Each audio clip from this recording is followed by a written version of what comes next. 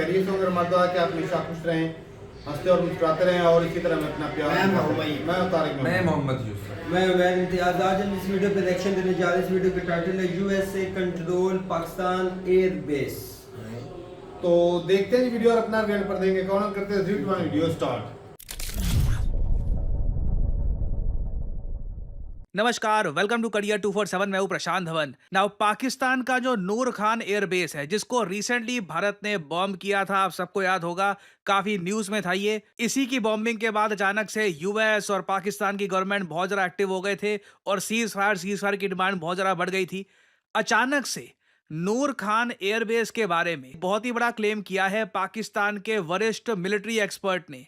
यहां पे आप देख पाएंगे आर्टिकल, यहां पर लिखा है Noor Khan airbase actually American control के अंडर आता है। ये मैं नहीं कह रहा, ये पाकिस्तान के ही मिलिट्री एक्सपर्ट कह रहे हैं। और कोई ऐसा नहीं है कि कोई अनपढ़ जर्नलिस्ट यहां पर कह रहा है। मैं जानता हूं पाकिस्तान में बहुत सारे अनपढ़ टाइप के जर्नलिस्ट हैं। आप देख सकते हो जैसे वो इंग्लिश की उनकी प्रोनाउंसिएशन होती है, जैसे वो बात करते हैं, लगता है कि इतने एजुकेटेड लोग वो है नहीं, पर जर्नलिस्ट कहीं से वो लोग बन गए। मगर इस पर्टिकुलर केस में हम यहाँ पे बात कर रहे हैं इम्तियाज गुल की, एक हाईली रिस्पेक्टेड नाम मिलिट्री सर्कल में। उन्होंने ये दावा किया है रिसेंट वीडियो में कि नूर खान एयरबेस को एक्चुअली अमेरिकन्स कंट्रोल करते हैं और इसलिए जब यहाँ पर इंडियंस ने बॉम्बिंग करी, जब इसको यहाँ पे डिस्ट्रॉय कर दिया, अच्छे से यहाँ पे आप देख पाओगे इंफ्रास्ट्रक्चर को बुरी तरीके से इंडियन मिसाइल्स ने डैमेज कर दिया, अचानक से अमेरिकन्स हरकत में आ गए। ये जो छोटी सी क्लिप है इम्तियाज गुल की, ये मैं आपको दिखाना चाहता हूँ और फिर मैं आपको बताऊंगा कि इस मिलिट्री एक्सपर्ट की क्रेडिबिलिटी क्या है, कितनी किताबें ये लिख चुके हैं और क्यों इनकी एक स्टेटमेंट आज के समय इतनी ज्यादा डिस्कशन का पात्र बन रही है, इतने जरा आर्टिकल्स लिखे जा रहे हैं इनकी एक स्टेटमेंट को लेकर। ना यहाँ पे आप देख पाओगे ये पाकिस्तानी मिलिट्री एक्सपर्ट क्या बताएंगे नूर खान बेस के बारे में। इनका जो वैसे यूट्यूब चैनल है ब्लॉग्ड इंडिया में, बट ये जो स्टेटमेंट इनकी, दिस मैटर्स अ लॉट। कि नूर खान बेस पे जितने भी अमेरिकी तैयारे इब्तदा में आते जाते थे, अब मालूम नहीं होता था कि उनके पास कार्गो क्या है, उन जहाज़ों में है क्या। वो पाबंद थे इस बात के कि जो भी चीज़ वो लेके आएंगे वजारत ख़ारजा को और वजारत दिफा को वो ज़रूर मुत्तले करेंगे कि इसमें है क्या। लेकिन जनाब वो उन ये समझ बैठे थे कि शायद नूर खान बेस उन्हीं का हो गया है, मुकम्मल तौर पर उनकी निगरानी में है। और यही वजह थी कि एक मरतबा एक हमारे एयरफोर्स के अफसरान ने कुछ पूछने की कोशिश की वहाँ पर, जो अमरीकी मरीन थे, जब सामान जहाज़ों से उतर रहा था तो उनको कुछ शक हुआ। जब शक हुआ तो उन्होंने पूछा कि है क्या, तो उसने कहा कि सॉरी हम आपको ये नहीं बता सकते, तो हमारा अमेरिका का सामान है। तो जब हमारे अफसरान ने थोड़ी सी मुजामत की तो अमरीकी मुहाफिज ने या मरीन ने पिस्तौल निकाल लिया, सब पे पिस्तौल तान लिया कि आपको इस बात का कोई इख्तियार नहीं है, you are not authorized to ask this question. You are not authorized to ask this question. ये यहाँ पर किससे बता रहे हैं कि नूर खान बेस पर काफ़ी बार अमेरिकन मिलिट्री के कार्गो उतारते थे। अमेरिकन मिलिट्री अपने हिसाब से जैसे यूज़ करना होता है इस एयरबेस को यूज़ करती थी। ये प्राइमरली वैसे ये अफ़गानिस्तान वॉर की बात कर रहे हैं, जब यूएसए ने ऑक्यूपाई कर रखा था अफ़गानिस्तान, उस टाइम बिल्कुल नूर खान बेस को अमेरिकन्स ने एक्सटेंसिवली यूज़ किया था। मगर इनके शब्दों से, इनकी स्टेटमेंट से ही लग रहा है कि अमेरिकन्स का जो कंट्रोल है और अमेरिकन्स का जो इंटरेस्ट है नूर खान बेस पर, ये ख़त्म नहीं हुआ है। आज भी अमेरिकन्स नूर खान बेस की जो इंपॉर्टेंस है इसको काफ़ी ऊपर रखते हैं और इसलिए जब इंडियंस ने नूर खान बेस को बॉम्ब कर दिया, तब अमेरिका के जो ये जेडी वैंस हैं उन्होंने इमरजेंसी फ़ोन कॉल करनी स्टार्ट कर दी इंडियन गवर्नमेंट को। और फिर उसके बाद जैसे आप लोग जानते हैं पाकिस्तान के जो जनरल वगैरह हैं इन्होंने भी फ़ोन किया, दरख्वास्त करी कि अभी के लिए पॉज कर लीजिए। और फिर अभी के लिए for the time being operation Sindoor pause हुआ है ना। एक बार को यहाँ पे आप कह सकते हैं ये जो इम्तियाज़ गुल हैं ये हामिद मीर टाइप के जर्नलिस्ट तो नहीं है। मैं समझ सकता हूँ आपका एक जेन्युइन कंसर्न यहाँ पे होगा, क्योंकि पाकिस्तान में सबसे बड़ा जर्नलिस्ट अगर ये लोग किसी को मानते हैं अपने देश में तो वो हामिद मीर है। और हामिद मीर की हालत आपने देखी होगी आज से 1 साल पहले जब पीएम मोदी ने एक स्पीच के दौरान अरबन नक्सल ये वर्ड यूज किया था। इस भाई को लगा कि पीएम मोदी ने बोला अरब नस्ल, और ये 3-4 अरब लोगों के साथ बैठकर डिस्कशन कर रहा था कि पीएम मोदी अरब नस्ल के लोगों की बात कर रहे हैं कि जी अरब नस्ल के लोगों के अगेंस्ट एक्शन होगा, ये होगा। तो मतलब बुरे हाल है इनके। एक्चुअली आम पाकिस्तानियों का भी मैं देखता हूँ, कभी एक दो पाकिस्तानी कमेंट सेक्शन में आ जाती है, खराब कमेंट, कुछ बुरा लगता भी नहीं है क्योंकि जैसे टाइप करते हैं, जैसे उनकी लैंग्वेज होती है। बट इम्तियाज गुल की अगर मैं बात करूं, ये पाकिस्तान का जो स्टेट ब्रॉडकास्टर है PTV, वहां पर काम कर चुके हैं। साल 2020 तक वहां पर काम करते थे। उसके बाद पाकिस्तान में एक थिंक टैंक है, centre for research and security studies, वहां पर एज वाइस प्रेसिडेंट काम करते हैं ये। इन्होंने कई किताबें लिखी हैं, काफी फेमस किताबें हैं। Pakistan before and after Osama bin Laden, फिर the most dangerous place, Pakistan lawless frontier, al Qaeda connection, Taliban and terror in the tribal areas, the unholy nexus, Afghan Pak relations under the Taliban, Pakistan pivot to Hizbul Tahrir global caliphate. बहुत ही ज्यादा deep knowledge है इनको। अगर आपको genuinely समझना है ना कि पाकिस्तान का जो ये टेररिज्म का कैंसर है, इसकी कोर प्रॉब्लम क्या है, तो इनका काफी मटेरियल पढ़ने लायक है। ऑफ कोर्स आपको माइंड में रखना होगा कि इन दी एंड ही इज पाकिस्तानी, तो कहीं ना कहीं इनकी एक बायसनेस सामने आ जाएगी। बट कई फॉरेन न्यूज आउटलेट्स में भी ये लिख चुके हैं, वॉल स्ट्रीट जर्नल वगैरह। तो जब इनके मुंह से स्टेटमेंट निकलती है ना कि Noor Khan airbase under American control, ये अपने आप में एक शॉकिंग रेवलेशन है। और क्वेश्चन यहां पर ये उठता है, जब भारत ने नूर खान बेस पे अटैक किया था, क्या तब भी अमेरिकन यहां पे कंट्रोल ज्यादा था? पाकिस्तानी एयरफोर्स के लोग ज्यादा यहां पर आ नहीं सकते थे? क्योंकि देखो यहां पे एक बात नोट करने वाली ये भी है, ऑपरेशन सिंदूर के दौरान पाकिस्तान के आर्मी के, इनके एयरफोर्स के बहुत से लोग मारे गए हैं। इनका स्क्वाड्रन लीडर मारा गया है, चीफ टैक, सीनियर टैक, बहुत सारे लोग इनके मारे गए हैं। बट नूर खान बेस में जिस लेवल का अटैक हमने किया था, उसके बाद कैजुअलिटीज का कभी पाकिस्तान ने बताया नहीं वहां पर कि नूर खान में कितने लोग मारे गए थे पाकिस्तान के। ये तो ऑफिशियली ये लोग बोलते हैं कि इनकी एयरफोर्स के बहुत सारे लोग मारे गए हैं ऑपरेशन सिंदूर में, इंडिया का एक भी पायलट नहीं मारा गया। But Pakistan Noor Khan base के बारे में अभी भी डेफिनेटली दुनिया से कुछ ना कुछ छुपा रहा है। और अब इसलिए ना पाकिस्तान के अंदर ही जो इनके सीनियर मोस्ट डिफेंस एनालिस्ट हैं, मिलिट्री एक्सपर्ट्स हैं, जो जेन्युइन रिसर्च करते हैं, उनको परवाह नहीं है कि जी हमारी बात कोई किसी को अच्छी लगती है ना अच्छी लगती है, किताबें भी उनको लिखनी होती है, एक लॉन्गर होराइजन की तरह वो लोग देखते हैं। वो जेन्युइनली यहाँ पर ये बात अपने लोगों को बता रहे हैं कि Noor Khan base was under American control. Now it was under American control, क्या आज भी ये अमेरिकन कंट्रोल के अंडर है या नहीं? क्योंकि इस एयरबेस की आप हिस्ट्री पढ़ोगे, बहुत ही इंटरेस्टिंग है। इस एयरबेस को हमेशा नूर खान एयरबेस नहीं बुलाया जाता था। एक टाइम पे इसका नाम था चकलाला एयरबेस। ये जो नूर खान नाम है, इन्होंने साल 2012 में रखा है। इससे पहले आप जाओ, अमेरिकन फाइटर जेट्स, अमेरिकन ये ट्रांसपोर्ट एयरक्राफ्ट यहाँ पे आम होते थे। और सबसे बड़ी मिस्ट्री यहाँ पर यह है कि नूर खान बेस में जैसे इंडिया ने अटैक किया, तुरंत एक सीक्रेट अमेरिकन प्लेन यहाँ पे आ रहा था, जो पूरी दुनिया ने नोटिस यहाँ पर किया है। सो अगेन नूर खान बेस की जो मिस्ट्री है कि एक्चुअली में यहाँ पर हुआ क्या था, व्हाट एक्चुअली हैपेंड, क्या यहाँ पे कुछ फॉरेनर्स भी मारे गए थे स्ट्राइक में, क्या कुछ यूएस भी छुपा रहा है वगैरह, इसके रिगार्डिंग बहुत सारी जानकारी अभी धीरे धीरे सामने आएगी। क्योंकि थ्योरी बहुत सारी है। एक थ्योरी ये भी कहती है कि जी टर्की के जो ड्रोन ऑपरेटिव्स थे वो यहाँ पर थे, वो भी मारे गए थे यहाँ पर। बहुत सारी बातें इस पर बोली जा रही है, बट वो अनकन्फर्म्ड है। मैं यहाँ पे आपको यही कह रहा हूँ, जो एक पाकिस्तानी एक्सपर्ट अपने देश के बारे में क्या कह रहा है, it is a shocking revelation. और आपको इसके बारे में पता होना चाहिए, क्योंकि आने वाले समय में ना धीरे धीरे जैसे एक पजल सॉल्व करते हैं ना, बहुत सी जानकारी धीरे धीरे आएगी नूर खान एयरबेस के बारे में। हो सकता है कि कुछ महीनों बाद आए, हो सकता है कि 1-2 साल बाद आए, but eventually one day people will get to know कि आखिर यहाँ पे हुआ क्या था, सडनली ऑपरेशन सिंदूर पॉज क्यों हो गया था। और फाइनली यहाँ पे आप लोगों से मैं एक सवाल पूछूंगा। हाल ही में भारत ने 72nd edition of Miss World host किया है। जी हाँ, मिस वर्ल्ड 2025 भारत ने होस्ट किया है। हैदराबाद सिटी में होस्ट किया गया था। ये आपको बताना है किस देश की कंटेस्टेंट बनी है 2025 की मिस वर्ल्ड। ये है यहाँ पे आपकी options, miss Russia, miss Thailand, miss Japan या मिस फ्रांस। कमेंट सेक्शन में करिए उत्तर। जो लोग देंगे सही आंसर, उनकी कमेंट को मैं दे दूंगा हार्ट, ताकि बाकी लोग समझ पाएं कि सही उत्तर क्या है। देखिए, मेरा मानना है अगर आज के समय आप आर्टिफिशियल इंटेलिजेंस का इस्तेमाल नहीं कर रहे काम में, तो आप किसी और ही युग में जी रहे हैं। क्योंकि एआई की मदद से आप बहुत सारी जॉब्स कर सकते हैं, आप बहुत सारा पैसा कमा सकते हैं, अपने आप को अपस्किल कर सकते हैं। फॉर एग्जाम्पल, अगर मान लीजिए मैं दिखाना चाहता हूँ कि कैप्टन अमेरिका ये मुंबई के किसी बिजी स्ट्रीट में वड़ा पाव खा रहा है और उसके ऊपर एक बहुत ही अट्रैक्टिव टेक्स्ट में लिखा है यमी, तो मैं आसानी से कर सकता हूँ सही प्रॉम्प्ट डालकर। और इधर आप लोग देख सकते हैं, it was just that easy. इसके बहुत सारे वेरिएंट आप बना सकते हैं। अगर मैं चाहूँ कि इस इमेज को मैं मूव करवाना चाहूँ, तो इस तरीके से, जैसे कि अपनी स्क्रीन पे आप देख पा रहे हैं, मैं बहुत सारे जनरेटिव एआई सॉफ्टवेयर की मदद से इस इमेज को मूव करवा सकता हूं, एक स्टोरी क्रिएट कर सकता हूं। I can pretty much do anything. और ये सिर्फ एक छोटा सा एक बहुत ज़्यादा छोटा सा एस्पेक्ट है जनरेटिव एआई का।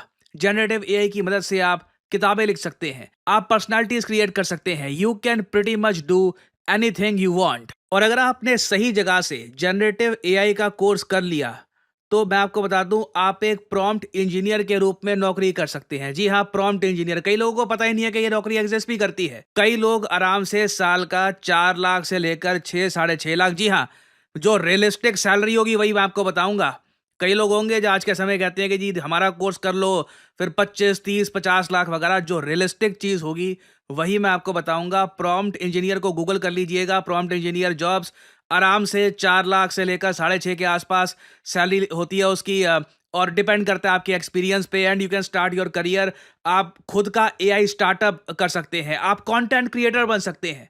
आप लोगों ने मुझको देखा है, मैं कंटेंट क्रिएशन में एआई का कितना इस्तेमाल करता हूं, आप सबको पता है। तो अगर आप जनरेटिव एआई को प्रोफेशनल तरीके से सीखना चाहते हैं, लाइव क्लासेस से, कि जहां पे आपके सामने टीचर हो, आप टीचर से सवाल पूछ पाओ कि जी ये प्रॉम्प्ट ऐसे क्यों डाला है, ये प्रॉम्प्ट में ये चीज़ अगर मैं ऐड करूं तो रिजल्ट ऐसे क्यों आता है, ये सब चीज़ें आप समझना चाहते हैं तो करियर 247 का जनरेटिव एआई कोर्स हमने कर दिया है लॉन्च। आपको सिंपली क्या करना है, वीडियो के कमेंट सेक्शन में जाइए, यहाँ पे आपको लिंक मिल जाएगा, or generative AI for all. Now ध्यान दीजिएगा, इस कोर्स का नाम हमने स्पेसिफिकली रखा है जनरेटिव एआई फॉर ऑल। आप एक बिगिनर हैं, आपकी अभी तक नौकरी लगी नहीं है, आप नौकरी कहीं पर कर रहे हैं, खुद को अपस्किल करना चाहते हैं, कंटेंट क्रिएटर हैं, बेसिकली आप किसी भी स्टडी में आते हैं तो करियर 247 का जो ये जन एआई फॉर ऑल है, ये आपको काफ़ी हद तक हेल्प करेगा। और इस पूरे प्रोग्राम के एंड में ना, खुद का एआई स्टार्टअप आप कैसे बना सकते हैं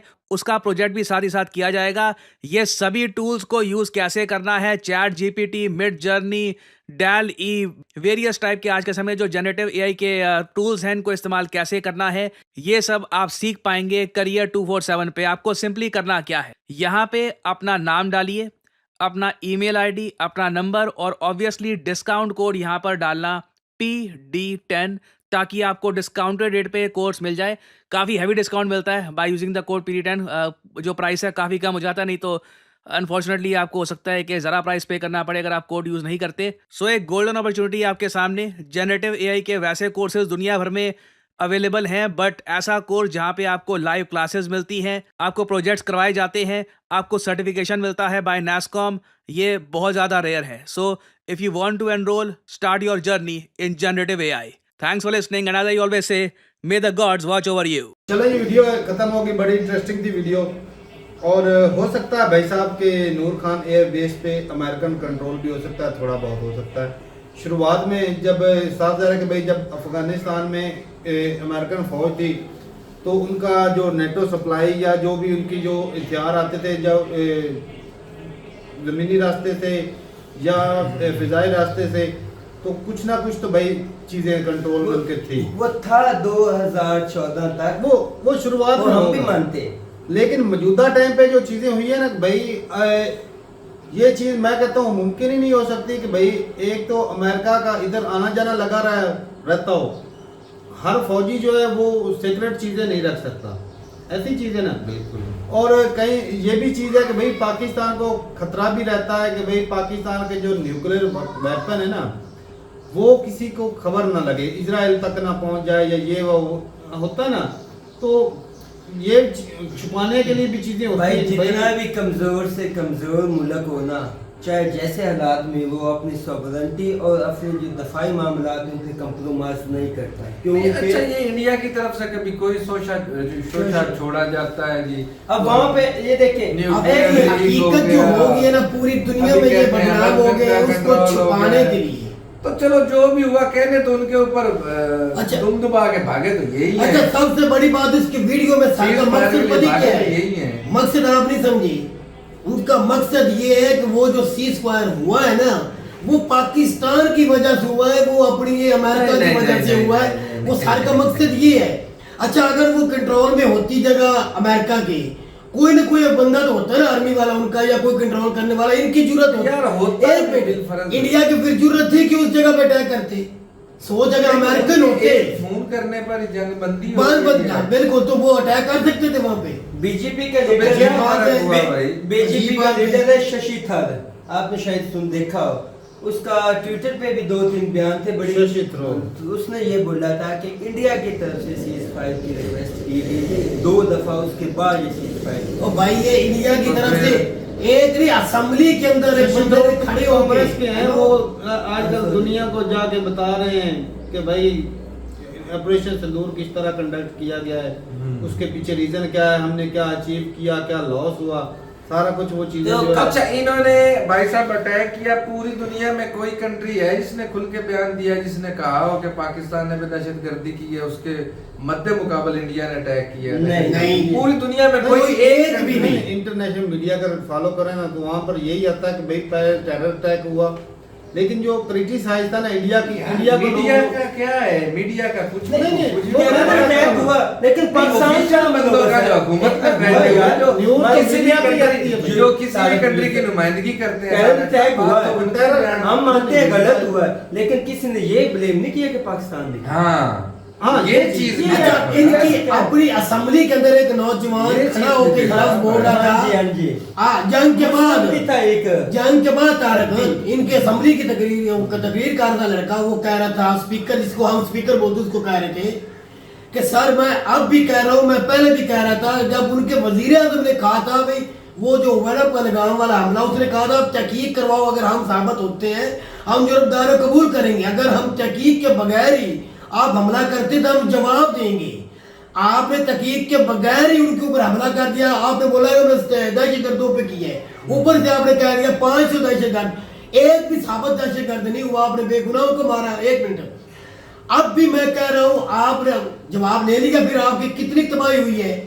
मोदी साहब आप बताएं, असेंबली में चुप कर गए थे मोदी चुप कर गए थे, मोदी साहब ने जवाब नहीं उड़ी दिया। में जो अटैक हुआ था ना उड़ी में, वहाँ पे अभी भी वो कहते हैं कि ये 22 पाकिस्तान झूठ अच्छा बोल रहा वहाँ है पे 22 जवान जो इंडियन शहीद हुए। और वो नहीं मानते।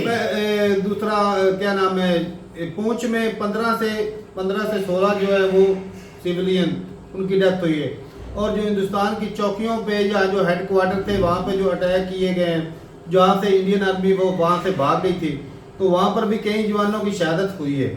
अच्छा, अब दबे लफ्जों में जो अब इंडियन दिफाई तज्जियाकार है ना, वो भी कहते हैं कि हमारे क्या जो जहाज गिरे हैं, वो क्या हाय, हाय। सीडीएस जो है उनके, ऑफिशियल मान रहे हैं वो उनके सीडीएस बारे में। अगले दिन वो अमेरिकन ने उनसे भाई साहब ब्लूमबर्ग के क्या है उस न्यूज चैनल का नाम, वो ही ऐसे ज्यादा इंटरव्यूज हाँ, करता है। अच्छा उन्होंने भाई साहब पूछा है सवाल कि क्या पाकिस्तान ने आपके जेट शॉट डाउन किए हैं, तो उन्होंने कहा सवाल ये ना पूछो कि भाई शॉट डाउन कितने किए, उन्होंने कहा कितने किए, उन्होंने कहा कि भाई सवाल ये ना पूछो कि उन्होंने कितने किए, सवाल ये पूछो, वो ये भी बोला कि भाई उन्होंने शॉट किया है और हमारे जहाज जो डाउन भी हुए। अब वो गोल मोल बात कर गए, उन्होंने ये भी कहा कि भाई अब जो है वो मसला सवाल ये बनता है कि भाई साहब वो जहाज गिरे क्यों, उन्होंने खुद ही बता रहा कि भाई ये नहीं ये नहीं कितने गिरे हैं। वो तो क्या जरूरी ये चीज नहीं कि कितने गिरे, जरूरी ये है कि गिरे क्यों, वजह वजह क्या।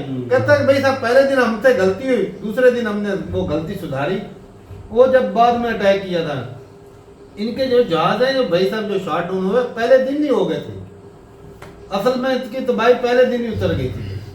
और आप वैसे तो भाई कहते हैं ना इनकी बॉडी लैंग्वेज चेक कर लेते हैं, वो फेशियल एक्सप्रेशन को देख ले भांप लेते हैं, आप जो कई जो पढ़े लिखे लोग हैं भाई ज्यादातर तो सारा कुछ भांप लेते हैं। तो भाई साहब आपसे ये छोटा सा झूठ नहीं पकड़ा जाता कि भाई साहब पहले दिन से ही जब आपके जो एयरफोर्स के जो थे जो वो बयान कर रहे थे, वो कह रहे थे भाई साहब कॉम्बैट में भाई साहब जो है लॉसेज का जो है ना वो होता है, खदशा होता है, खदशात होते हैं। पहले दिन ही भाई पता लग गया था भाई साहब के लॉस हुआ है। अब ये इसके इस बयान से भी बंदा को बता कि भाई साहब सीधा बोल रहा भाई साहब हमारा तो कोई जहाज भी नहीं गिरा, ऐसा तो सिंपल सी मुमकिन बात नहीं है। फिर। उन्होंने सवाल पूछा भाई आपने कितने जहाज गिरे, कह रहे भाई साहब हमारा एक भी नहीं गिरा। ये नहीं बोल सकते थे, बजाय ये मत पूछो कितने गिरे, ये पूछो कि भाई गिरे क्यों। अब ये भी नहीं बताया कि गिरे क्यों। फिर होता या ना, तो वो ये वजह भी नहीं क्लियर- बताते, या तो क्लियर कहते हैं कि करते- टेक्नोलॉजी का फॉल्ट है भाई साहब, या तो ये भी क्लियर करते हैं कि भाई साहब जहाज गिरे क्यों, वो भी बताते हैं या फिर सीधा सीधा जो खुद ही है सवाल पैदा करते खुद जवाब नहीं, ब्लेम भी सीधा सीधा फिर फ्रांस पर लगा देते हैं। मोदी ना जल से कर रहे हैं के गिरे हैं भाई। इलेक्शन का जो है ना, इलेक्शन होना है उसके वो जल्द से तकरीरें कर रहे हैं, जगह जगह पे मोदी कर रहा है। किसी एक तकरीर में भी वो भी नहीं कह सका हमने ये कर दिया वो कर दिया, कहते हमने जंगों में हराया 4 जंगें। किसी एक जगह पे भी नहीं कह सका वो पता क्या कह रहे हैं, पाकिस्तान मिन्नतें कर रहा है, पाकिस्तान अमेरिका जाके कह रहा है, पाकिस्तान फ्रांस के पास जाके मिन्नतें कर रहा है, पाकिस्तान रशिया के पास ऑपरेशन सिंदूर 2 की धमकी उधर जाके दे रहा कह है। रहा है हम ऑपरेशन 2 संदूर 2 करने जा रहे हैं। और जो वो बोल रहे हैं। इंडिया ने जो 5-6 लोगों की टीम बना के दूसरी दुनिया में भेजे हुए हैं वो नहीं भेजी। और 100 कंट्री को पहले जो है डॉक्टर एस जयशंकर मीटिंग करके बुलाते हैं अटैक से पहले वो हमारे पीछे कि है। उनको भाई साहब अपनी इतमाद में लेना, फिर जो है वो अटैक करना, फिर आपके साथ किसी ने नहीं देना, और फिर जब मुंह की खाई और भाई अब जो है वो दुनिया को बताने अब कह रहे हैं कि भाई हमारा ऑपरेशन जो अभी खत्म नहीं हुआ शुरू। अच्छा पहले नंबर तो भाई अटैक करके आते हैं, इंडिया ने अटैक किया जी अच्छा अटैक किया और उसके बाद भाई साहब सफेद झंडा दिखाया। अब मोदी साहब पता है रैलियों में क्या कर रहे हैं, पाकिस्तान ने सफेद झंडा दिखाया है। हाँ जी, रैलियों में ये कह रहे हैं पाकिस्तान ने सफेद हालांकि झंडा सारी दिखाया। दुनिया ने सफेद झंडा देखा था किसकी तरफ लगा हुआ था। और भाई अच्छा अटैक करके आते हैं और इनके जो वो लेडीज जो ब्रीफ देती हैं वो कहते हैं कि भाई हमने इंडिया पाकिस्तानी आर्मी के ऊपर अटैक नहीं किया, दहशतगर्दों पे अटैक किया है। हमारे पाकिस्तान आर्मी के साथ लड़ाई है ही नहीं। अब क्या कह रहे हैं, लड़ाई आर्मी टू आर्मी होती है। आप कह रहे हैं हमने उनके फौजी मारे हैं, कह रहे हैं एयरफोर्स वाले के नौजवान मार दिए उनके ये फौजी भी दोनों- मार दोनों दिए। से सर, भी भाई मैं भाई साहब इतनी नहीं जोया जाना। तमाम भाइयों से इतनी रिक्वेस्ट करूंगा भाई साहब, चलो 6 नहीं तो भाई साहब 3 तो मान लो भाई साहब, आपका रफेल लाजमी गिरा है और जो है वो एक बीजेपी का लीडर है वो मान रहे कि 5 गिराए हैं जहाज। मान रहे वो जो व्हाइट कपड़ों में बैठ के बता रहा था बीजेपी उसका नाम उसका यार नाम ही आसान आसान सा है, है। वो खुद बता रहा था बीजेपी तो को। मुझे- सुब्रमण्यम हाँ, ऐसा कुछ है ऐसा, नाम बिल्कुल, उसका शायद। सुब्रमण्यम वो सारी दुनिया देख रही वीडियो, वो भाई साहब खुद उसका के बोल रहे इंटरव्यू हो हैं। रहा था। और आपके भाई साहब अपोजिशन सारी जिस तरह ना आप हमें दिखाते हैं वो अपोजिशन में थे उस वक्त कि भाई जो एक पार्लियामेंट में बयान बड़ा फेमस हुआ था ना कि भाई बाजवा साहब की टांगे कहाँ पर रही थी कि इंडिया अटैक कर देगा, ये सेम चीज है भाई साहब आपके यहाँ पार्लियामेंट में भी चल रही है। नहीं, बीटीआई के दौर में जैसे ख्वाजा साहब ने बताया था ना और इमरान खान ने छोड़ा था तो वो कह रहे थे मीडिया वाले इंडियन बता रहे थे देखो आपका ऑपोजिशन क्या कह रहे हैं, हाँ। आप हुकूमत वाले झूठ बोल रहे हो। तो भाई उसी तरह सेम आज वो ही हो रहा है। अपोजिशन में भी नहीं, वो तो भाई बीजेपी के हैं लीडर। हाँ वो बीजेपी opposition में। पर लास्ट में मैं तो ये कहना चाहूंगा हम 4 जंगे हार के मान नहीं बैठे, आप एक हार गए हो, आप भी मान ली कुछ नहीं होता, हार मान लो, अरे जा नहीं मान लो भाई साहब, हमारे कितने गिरे यही मान लो हम तो 4 जंगे हारे हैं। आप तो भाई साहब वो भी नहीं मानने को तैयार। चलें जी सही है। और कई बात बात होता है ना कि सबूत कई भाई मांगते हैं, भाई सबूत कई दफा नहीं भी होते, लेकिन हकीकत है सबूत सबसे बड़ा यही है कि भाई आपके जो एयरफोर्स के या जो भी डिफेंस मिनिस्टर हैं वो जो है वो जब अब उनका बयान उठा के सुन जब भाई ये कह रहे साहब थे कि भाई- सारी बातें छोड़ दो भाई साहब, कंट्रोल अमेरिका का पूरी दुनिया पर है। हाँ। ये ये इससे पाकिस्तान कोई पे नहीं। कोई अपना ना जो सर वो छिपा नहीं सकता कि इंडिया ने भाई उनके कहने पर सीज फायर नहीं किया या उनके या पास से simple खुद सी बात। कहे। सबको पता है किसके कहने पे किया है। हाँ जी। वो लड़की जो बैठ के बात कर नूरखान रही एयरबेस थी, पर उनका कंट्रोल हो ना हो, वो लड़की ऑफिसर ये सबसे पूरी पहले दुनिया इंडियन पर बोला उनका था। कंट्रोल है भाई साहब और वो चला रहे हैं दुनिया को। अब आप जितना मर्जी पर्दा डाल लें इस जंग की हारने पे भाई आप हारे हैं, आपको तस्लीम करना पड़ेगा। आपकी अपनी मीडिया आपकी अपनी नौजवान नस्ल मान रही है, वो खुद कहते हैं आप हारे हैं। बीजेपी वाले तो अभी भी नहीं मान रहे भाई वो मान गए तो सियासत खत्म हो गई। वो एक वो क्या नाम जो पहले सुब्रमण्यम का क्या नाम है मुझे भाई नाम याद नहीं है। अगर किसी भाई को डाउट हो तो मैं वीडियो भेज सकता हूँ। उन्होंने बोला कि 5 जहाज गिराए हैं, तो वो भी भाई साहब बीजेपी के लीडर हैं। तो ठीक है भाई, अब वो इतने सीनियर लीडर हैं, कुछ ना कुछ तो उनके नॉलेज में होगा, उनकी भी भाई साहब पहुंच है। कोई तो उसकी उम्र देखी आपने, सही बात है उसके पूरे हिंदुस्तान में पहुंच है भाई, वो कहीं ना कहीं सूत्रों से पता चल ही जाता है ना। इसी तरह ही जिस तरह बंदे का सबूत दे रहे हैं हमारा मीडिया पर्सन वो जो जिसका साथ सबूत वीडियो दे रहे थे कि ये देखो ब्लेम कर रहा है, इसी तरह आपका तो अपना बीजेपी का बंदा ब्लेम कर रहा साबित कर रहा है। चलें जी सही है। नूर खान एयरबेस की बात करें तो भाई साहब अटैक तो हुआ है, अटैक हुआ भाई साहब, बिल्कुल हुआ है। हमने माना नहीं। आपने ये बोला कि भाई वहां पर अचानक से रेडिएशन लीक हो गई, हाँ। वो भी भाई साहब झूठ झूठ था। था। हमारे DGI SPR ने बताया, वो उसने बिल्कुल फौरन झूठ है। बता दिया था। उन्होंने कहा भाई बिल्कुल झूठ है। और इंटरनेशनल जो टीम होती है वो न्यूक्लियर वाली, उन्होंने भी चेक करके भाई क्लीन चिट दे दी। उन्होंने कहा भाई साहब यहाँ पर पाकिस्तान में कहीं पर भी रेडिएशन नहीं है। नहीं ली। तो ये बस ना अपने वो मुझ पाते अपना सिर्फ ना ये ब्लेम कर रहे हैं। ये चीजें सिर्फ पता क्यों सोचा चुकते हैं कि भाई सीज फायर करने के पीछे वजह क्या? वजह यही है भाई साहब कि आपके 5 फाइटर जेट गिर गए थे, आपकी बॉर्डर के जो नजदीक एरिया लगता था वहां पर तबाही उतर गई थी, आपकी एयरफोर्स नाकाम हुई है। आप मजबूरन ये हिंदुस्तान को सीज फायर करना पड़ी भाई साहब, यही हकीकत है भाई। अगर ना करते तो ज्यादा ना नुकसान करते तो भाई होता। जो जिस तरह अटैक हो कर रहा था पाकिस्तान, भाई साहब वाट लग जाती है। यार अच्छा ही हुआ, मैं तो कहता हूँ जो रुक गया यार अच्छा ही हुआ। तो भाई मान तो लो कम से कम। चलो जी सही है भाई, ये आपके एयरफोर्स के या जो डिफेंस के बंदे वो तो मान रहे हैं भाई साहब कि लॉस हुआ है, लेकिन आप तो भाई एक भी मानने को तैयार नहीं कि पाकिस्तान एक फाइटर जेट जो है वो गिराया है। चलो जी सही है भाई, अपनी राय जरूर बताइएगा कमेंट सेक्शन में। और हाँ भाई, अमेरिका का भाई साहब कहीं पर भी वो दबदबा अपना दिखा सकते हैं, या तो आप सारी दुनिया में देख लो, हाँ। अमेरिका जो चाहे बनवा लेता कर है। सकता है। तो ठीक है भाई, मिलते नहीं वीडियो के साथ, तब तक के लिए इजाजत देंगे। अल्लाह हाफिज़।